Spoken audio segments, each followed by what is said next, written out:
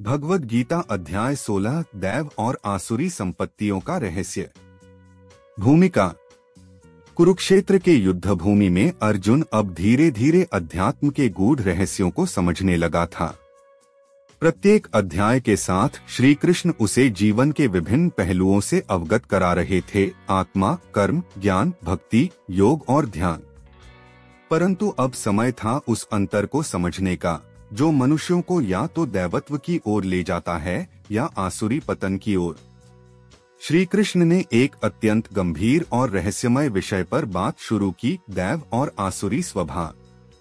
यह अध्याय मनुष्य की अंतरात्मा की दो दिशाओं की कहानी है। दैवी संपत्तियां वह जो मनुष्य को भगवान के निकट ले जाती हैं।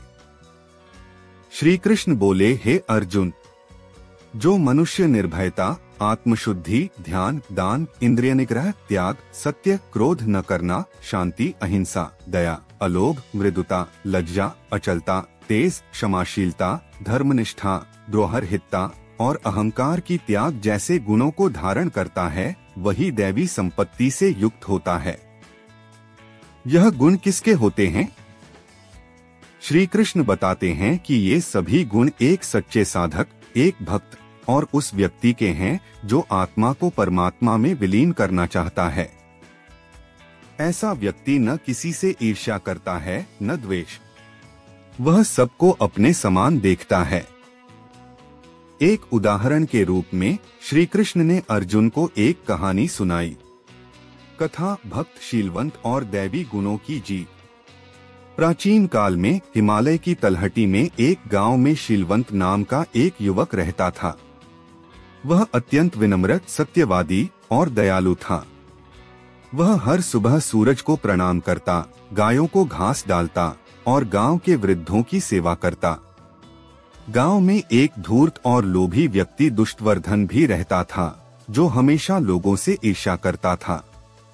जब उसने देखा कि शीलवंत की लोकप्रियता बढ़ रही है, तो उसने गांव में झूठी अफवाहें फैलाईं। शीलवंत ढोंगी है, वह पूजा का दिखावा करता है ताकि लोग उसे अच्छा समझें।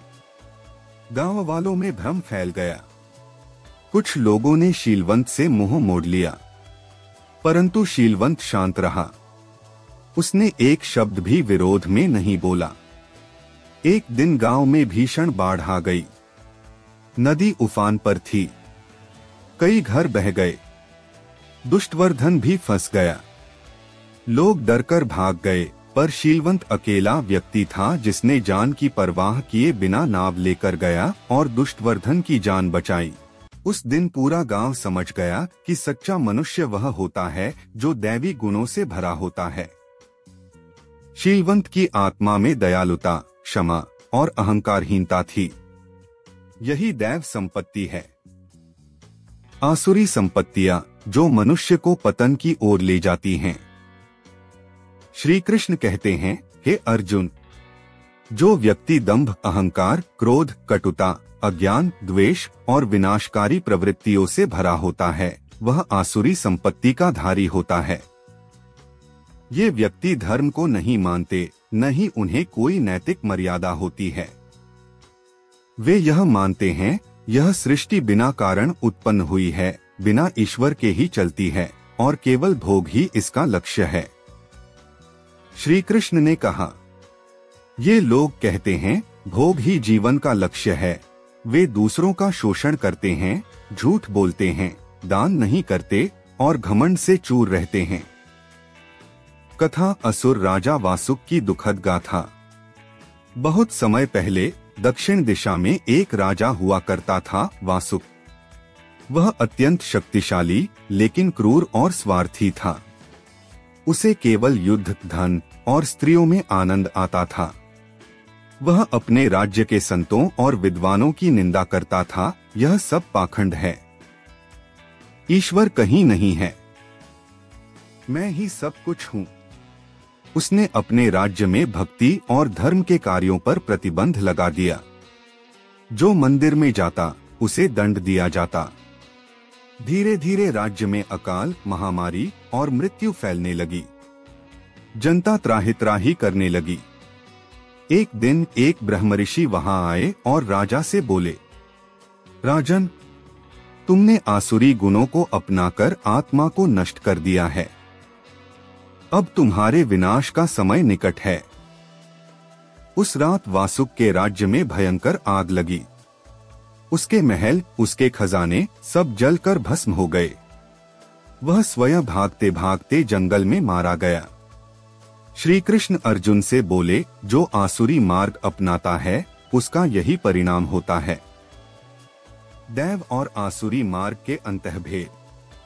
श्री कृष्ण ने समझाया कि दैव और आसुरी मार्ग के बीच सबसे बड़ा अंतर यह है, दैवी संपत्ति आत्मा को परमात्मा से जोड़ती है। आसुरी संपत्ति आत्मा को मोह, अहंकार और भोग में बांध देती है।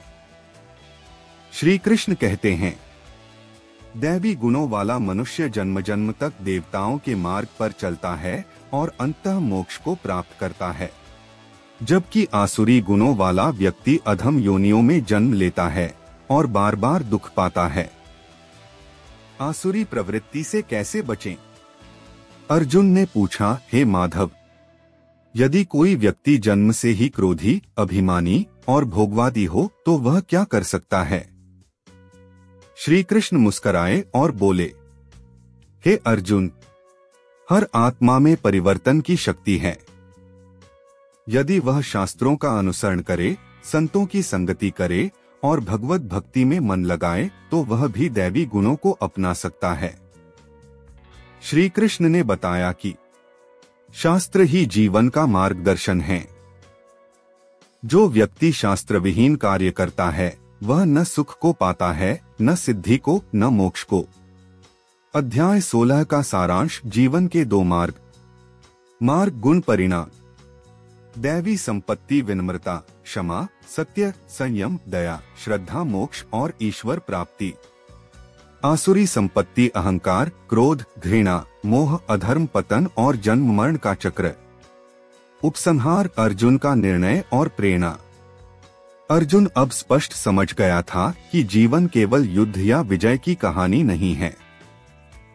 असली युद्ध भीतर के इन गुणों के बीच है, दैवी और आसुरी प्रवृत्तियों के बीच।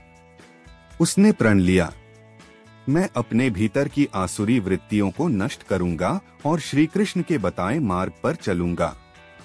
आपके लिए संदेश। इस अध्याय से हमें क्या सीख मिलती है? दैवी गुणों को अपनाना ही आत्मा की उन्नति है। जो दूसरों का बुरा चाहता है वह स्वयं नष्ट हो जाता है। हमारा स्वभाव ही हमारा भाग्य बनाता है। दैवी गुण केवल तप से नहीं, व्यवहार और करुणा से आते हैं।